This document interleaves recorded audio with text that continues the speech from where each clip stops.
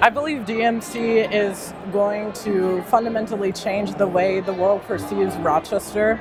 And I know a lot of misconceptions right now about the overall plan, but we do know as a community we're going to benefit greatly from the outcomes of this. And some teachers I go to school with are saying, we're trying to compete with Minneapolis and St. Paul, but I believe DMC is looking at competing with and staying in poise for hospitals that are rising like Johns Hopkins and the Cleveland Clinic. So I believe DMC as a whole for my generation will take those key assets that are now building in Rochester and growing because of the Downtown Alliance, the Chamber of Commerce, and Mayo Clinic current initiatives, and just keep expanding on that synergy that's growing in Rochester.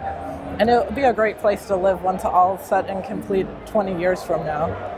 I think Rochester, and along with other cities, and I think I can speak on the behalf of other high school students, that we're going to look for a community that we can put our thumbprint on, especially cities that are rising when it comes to other developments, technology developments, someplace a young individual can influence later.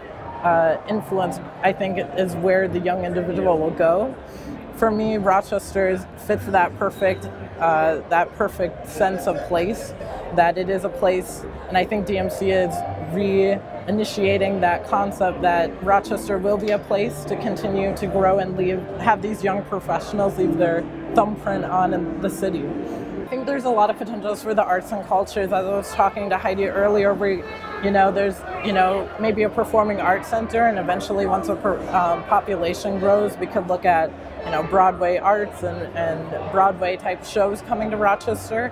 But it's also those small intimate venues like the Michael's jazz music on Friday nights that make Rochester that sense of place.